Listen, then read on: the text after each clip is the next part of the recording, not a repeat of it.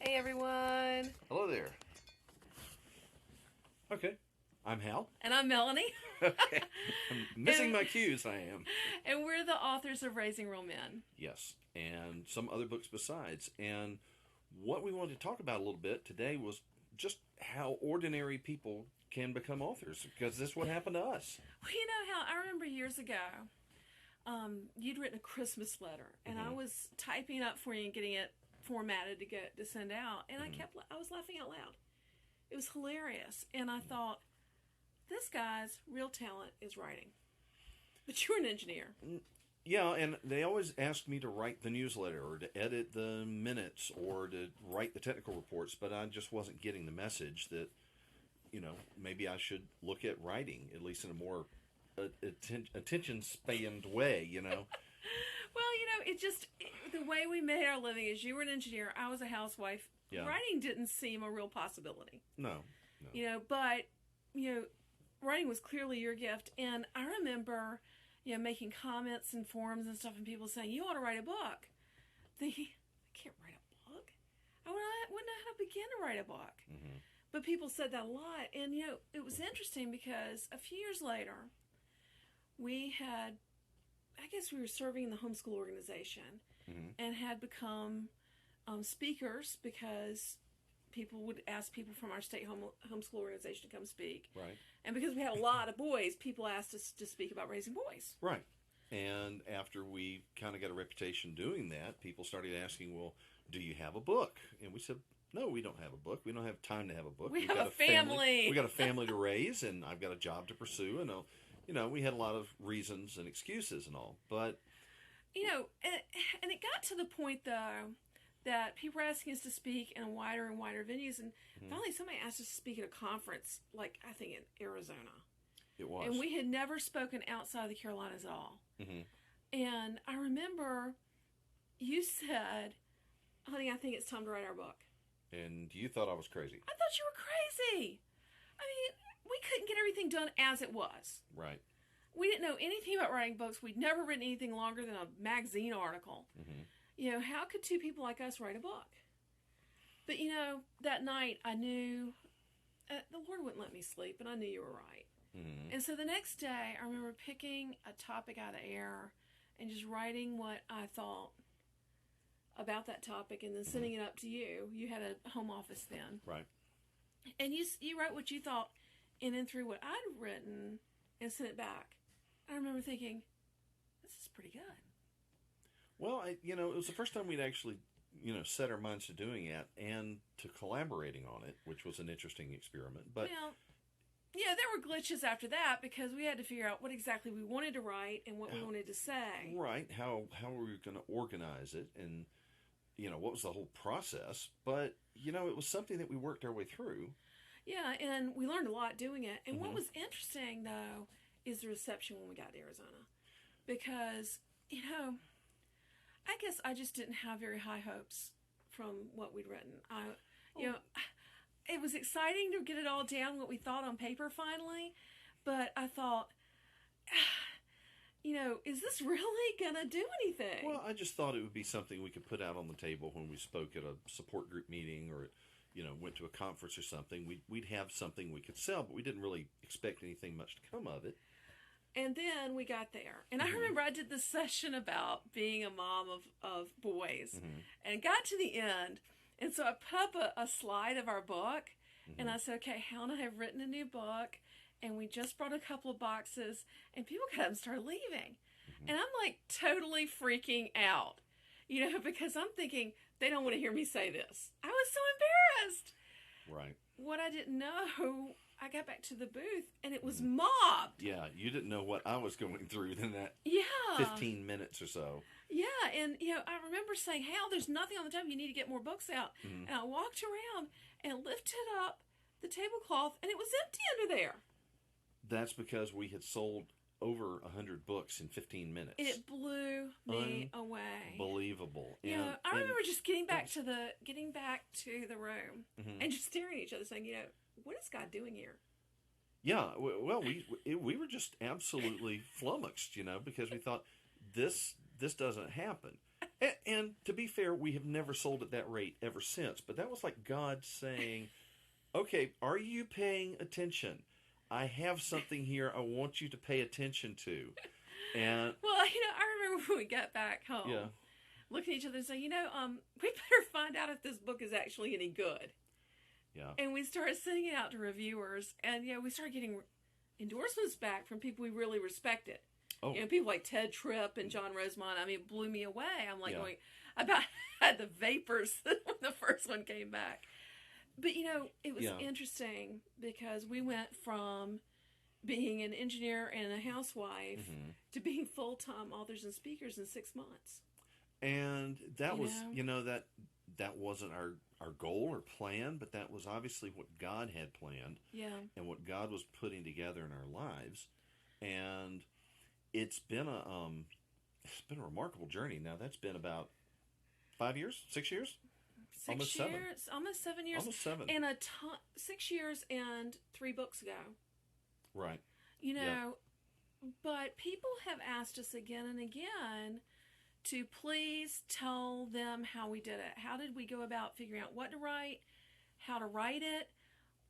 How do you choose a topic? How do you actually get the book down on paper? And then how do you make it happen? How do you get into people's hands? How do you get a platform? And so we have finally put it together. And so Tuesday night, we're going to do an online seminar on it. We're calling it First Time Author Online Seminar. And it's how do you get that book out of your dreams and onto paper, and how you get it into readers' hands and build yourself a platform. Yeah, and I think it's going to be time very well spent. If anybody is thinking about becoming an author, or maybe trying to write, or maybe you've already got a manuscript. People come to us sometimes and say, hey, I've got this manuscript that I've written. What do I do next? Yeah. We're going to try to cover all of that. We're going to pack it in just as tight as we can, starting at 8 o'clock Eastern on Tuesday, November the 1st. Yes. And the idea is we want to take you from, I have a story I want to tell, but I'm not sure how to start. Right. All the way through how to get it organized, get it on paper, get it, go through the whole process of getting it ready for publication, so that then, if you want to seek out a publisher, you're ready to go with that. We're going to talk about how to find a publisher versus, what if you decide to publish it yourself? And that's an interesting discussion. And how to market it, because, it doesn't matter what you've written if nobody ever reads it. There's ways that you can take your manuscript and print 5 copies and give it to your mother-in-law and be happy, and nobody else ever sees it. But if you really want to get a message out to a larger group of people, there's ways to do that, and there's new ways to do that didn't exist a generation ago. And you don't need a lot of money to do it. That's the thing. No, you don't. We started this out, with nothing, and build it from scratch. We bootstrapped it. But we're going to do this new workshop, and I'm really excited about it. And you can find it on our website. Right. At raisingrealmen.com /author101. Yep. And we think it's so cool that we've even promised that we'll give you your money back if you ask us within a couple of days of watching it. If you don't think it's a benefit to you, we'll give you your money back, because I think it's going to be really cool. People have been asking us to do this a long time. It's going to be a lot of fun. Yeah. And we're going to be, all those things you wish you knew. How do I brainstorm most effectively what I want to put in the book? How do I come up with the table of contents? How do I get it edited? What does editing mean? There's different levels of editing. Yeah.